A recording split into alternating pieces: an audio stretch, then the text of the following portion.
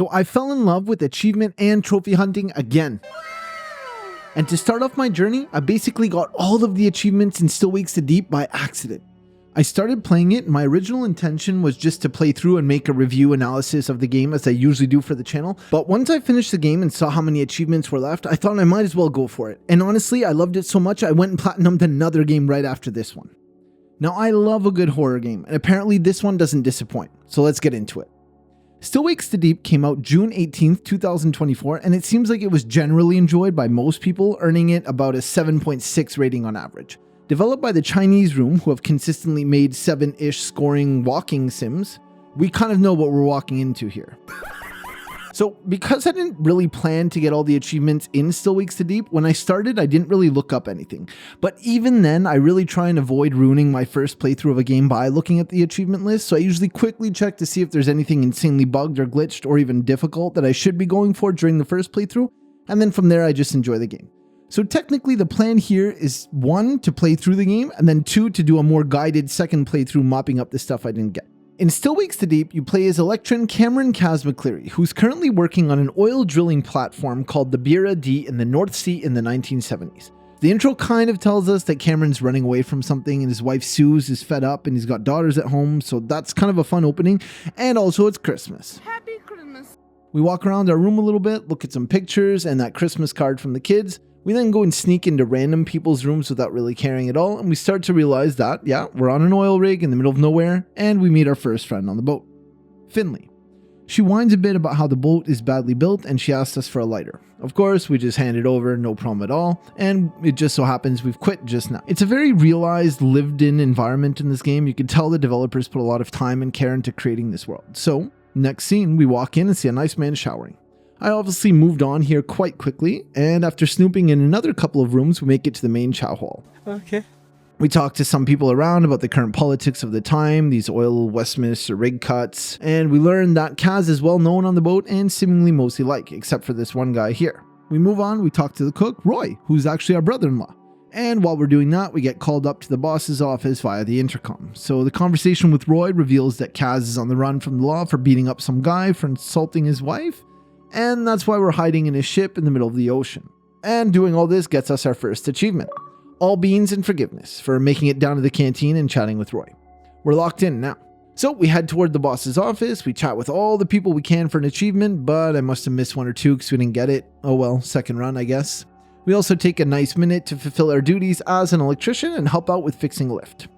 Now we're a little further on our path to the boss, who keeps shouting through the intercom for us to get to him, which is kind of embarrassing, but anyways, we finally meet him, and he's not happy to see us, to say the least. Mr. Kaz, who we can now see is not the best with dealing with authority, talks back the entire time. The interaction actually ends with us being fired because the cops actually found out we're on the boat and sent some kind of message to the boss, so you get told to go to the helicopter and go to jail immediately. Don't grab your stuff, don't pass go, just go on the helicopter. And of course, us being Kaz McCleary, we just do it.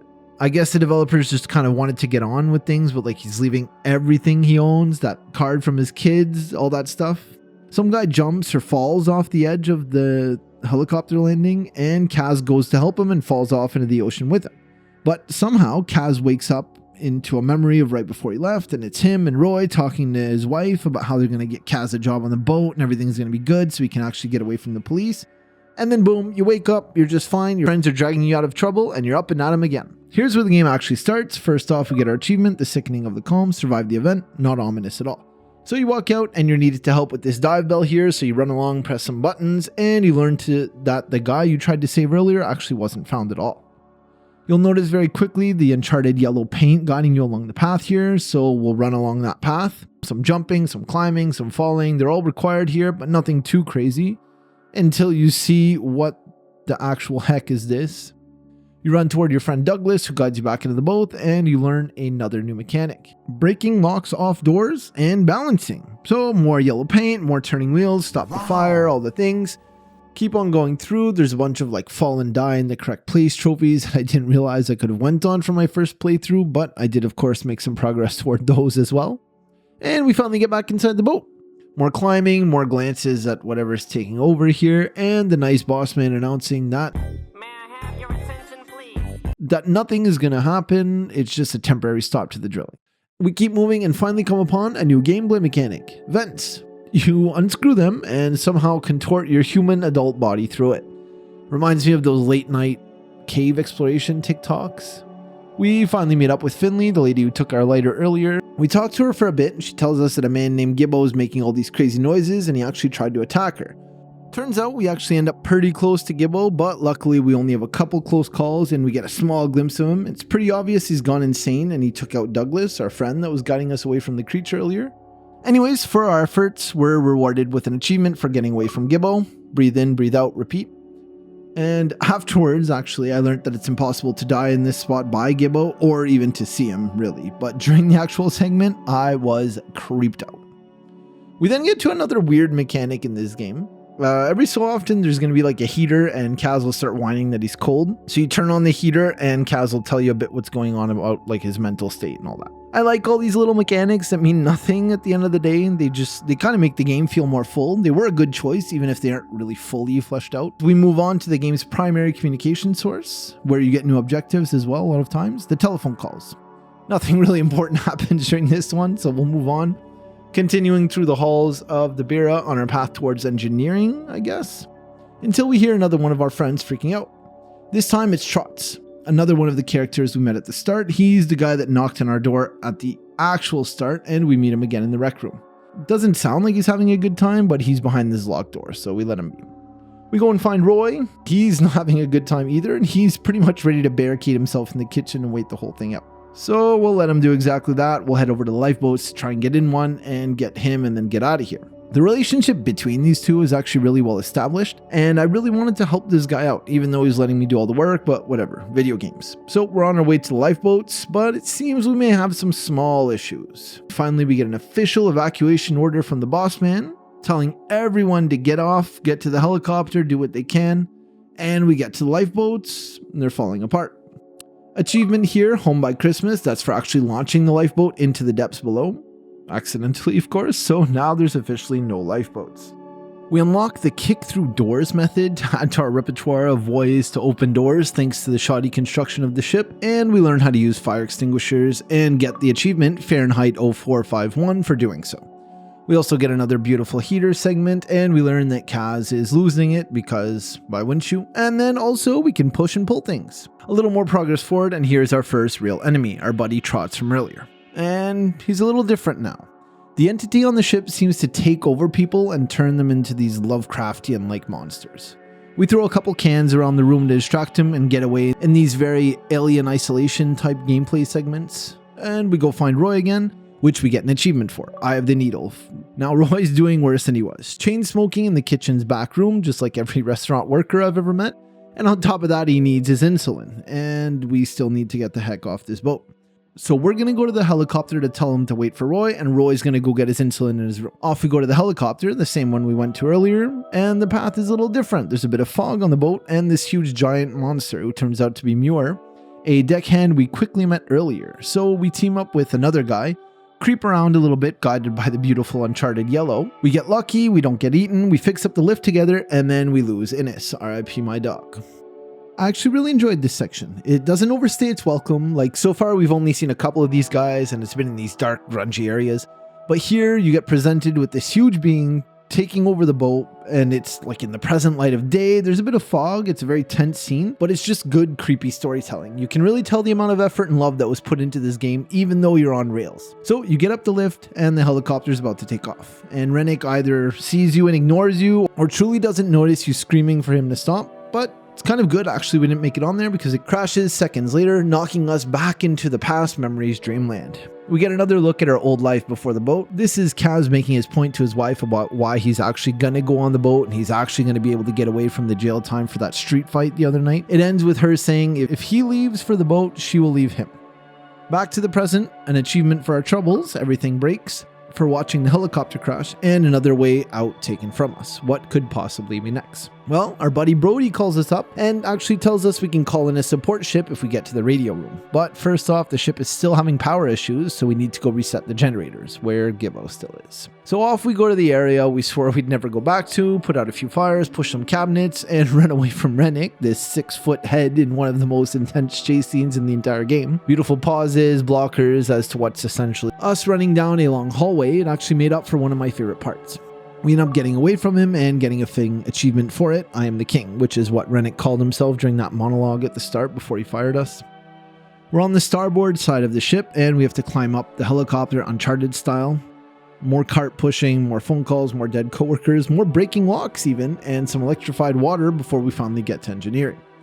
That's where we find Finley, who tells us how to restart the generators. But of course, nothing's easy, and a fun encounter with Adair, reminiscent of the laundry room run, but just more extended, more hiding, more sneaking. We actually got 2 achievements during this encounter, one for restarting the generator, compression ignition, and another for completing engineering into the belly of the beast. So yet another worker transformed into evil, go in, hit the switch, and do it all reverse on the way back. We take our achievements and move along. You may have noticed the gameplay loop at this point. Find a problem, fix it, find another problem, fix it. So let's guess what's next here. The boat is sinking and we need to engage the tension winches.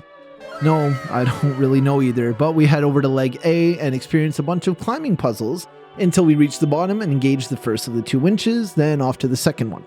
The game introduces its swimming mechanic at this point, and we become aware of oil as well as water leaking everywhere in the bottom of the boat. We also jump into this claustrophobic water trap thing, which pushes the water forward through an enclosed tunnel, which you couldn't pay me to get into. More gross bodies, another quick chase, and we finally reach winch B.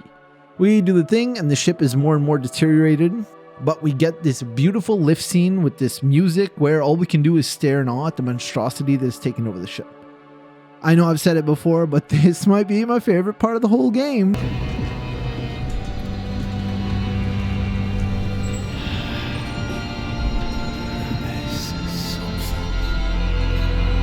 And we land another achievement here, surfacing for escaping from the pontoons.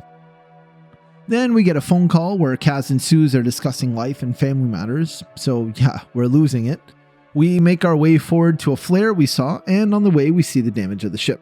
That enemy is basically won with this thing now. We need to go fix another problem, and this involves us climbing on a metal tower to go and ignite a flare. It goes about as well as you'd think. Basically, if we don't ignite the flare, the entire ship will go up in flames. So we're treated to another great sneaking scene with Adair and an ensuing chase scene, which is even better. We get an achievement for relighting the flare, beacon in the dark, and we jump off the falling structure just in time to wake up to another past memory of Kaz bailing on the same police problem. Now, I don't know too much about relationships, but Suze has said she's going to leave for like 10 times so far. I can't imagine things going too well in the future no matter what happens, honestly, but like I said, maybe I don't know. So we wake up and we meet up with Finley. So who's got another plan to get us out of this? And Roy jumps on the ship communications and asks for help because he's dying. So we leave Finley and Brody to go and save Roy. Bye. Lots of swimming, lots of traversal, follow the yellow. We get an achievement for actually treading water here for getting through the flooded engineering. And we start our next encounter with Krotz and he instantly kills me because I didn't know it opened the door. While being chased, we actually get the achievement Snoop for looking through all the visitable cabins, and on the way we get Roy's insulin. We leave Trotz to drown and get an achievement for finally getting to the roof, Bofog 11. We get to Roy and he's already passed away, unfortunately. We share the news with our friends and it's time to get to the control room to stop the rig from sinking. Yes, again. So we head over and get another look at this thing. Great Scott! There's another bad guy just kind of staring at us while he sits at the buttons. We just kind of try and hit the buttons around him and he attacks us at the end, but we get out of it with another achievement, Leviathan, for rebalancing the ship. Next, we head back and the ship starts flooding yet again, and we get attacked by Rennick, who quickly drowns and gives us an achievement, the drowning of Davy Rennick. Finally, we get to Finley, who's having a bit of a breakdown because Brody's gonna die, and she then decides that she's gonna explode the whole ship with the lighter we gave her at the start. We chase her down, but then after she gets crushed by the ship, she's able to convince us that the goal should never have been for us to get away, it should have been to make sure this thing never does. In a beautiful cinematic moment, we walk into the Eye of the Beast, get an achievement for it, the horror sings, and we walk down this godlike path with light at the end and this bottom full of oil. We drop the lighter right down the middle and it all goes up in flames.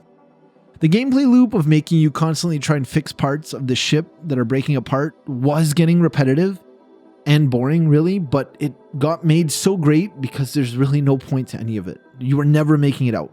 As Kaz says right at the end, Christ. Another chance. We get our achievement for beating the game after the credits, Still Wakes the Deep, and we get a little backstory on how Susan Kaz used to be back when they were in love and everything was perfect. As a little outro, we get to explore Kaz's old apartment, and the game actually makes you leave out the door the same way he did, leaving the sleeping wife and kids to their own future. So we've beaten the game, and now it's time to start cleaning up a little bit. We're missing 18 achievements, and I don't know if I just couldn't find it, but there really wasn't a written step-by-step guide out there in the world, or any kind of stat screen really that tells us how much of an achievement we've done in the game. So we basically have to replay through the whole game, start to finish, and do all the achievements we missed. The game does keep track of your accomplishments during your last playthrough at least, so here goes. We have 18 achievements left. They're all pretty doable, just easily missable. So there's one for beating the entire game in a different subtitled language, so we make sure to start the game on that, and we begin our second playthrough. Gaelic, by the way. Right away, we're going for an achievement where we can't run for more than 10 minutes throughout the entire playthrough. So I'm going to be walking everywhere unless it's absolutely necessary that I run. There's also an achievement for using all electrical interaction types on the boat, so I'm looking for all the switches and stuff like that I can hit. But we can at least play through on story mode, which is easier than easy mode, so there shouldn't be much challenge at all. A bit disorienting to go through the start new game dialogues in this new language, but it'll all be worth it. There's also various collectibles you need to find. It's just they're not collectibles like a regular game. They're not grabbable items. There's stuff like use every electrical interaction on the boat, die in every possible electrical hazard, die every possible way, sprint in every possible way, listen to all optional phone calls, fall into the sea in 5 specific different areas, find every dead crew member, listen to a 5-minute radio broadcast, and find a special spoon of some sort. So we're basically on the hunt for a million things. So as soon as we start, we're looking for a nice man taking a shower so we can stare at him for way too long. Even though I did this originally, I apparently didn't stare long enough. But we do that and we get the McCleary achievement for it. Get it? McCleary. Next, we make sure to talk to everyone that we can before the commotion begins. And I thought I did this originally, but there's this one guy right here outside the cafeteria before you go meet Rennick that I didn't talk to. But we get the social butterfly achievement for doing that. On our way to Rennick, we make sure to hit all the light switches and turn on a TV, which actually turned out to be the last electrical interaction for Good with the Lecky. So that was really a save because I was really not looking forward to going through all that again. As we make our way through the game for a second time, while making sure to sprint for just a second when we get to ladders and climbing segments, as well as running face first into any electrical sparks, fires, enemy goop, and throwing ourselves to death almost whenever possible. On the way to the first encounter, we also find that radio broadcast and sit back and listen to that for the entire 5 minutes, which was literally a weather forecast. Here's a small sample for you. Dover, southwest 7 to severe gale 9. And for doing that, we get the Sailing By achievement, as well as getting the Grease Scotsman achievement for using sprint during all the movement modes and traversals. We got that for climbing over a rather large box, of which there's only this one in the game, and the only reason I didn't get it was because I didn't hit run as I traversed over it in my original playthrough. Now, we finally meet our first encounter, Trots. You might remember this guy. We take a second to stare at him while leaning to unlock the achievement leaning into it.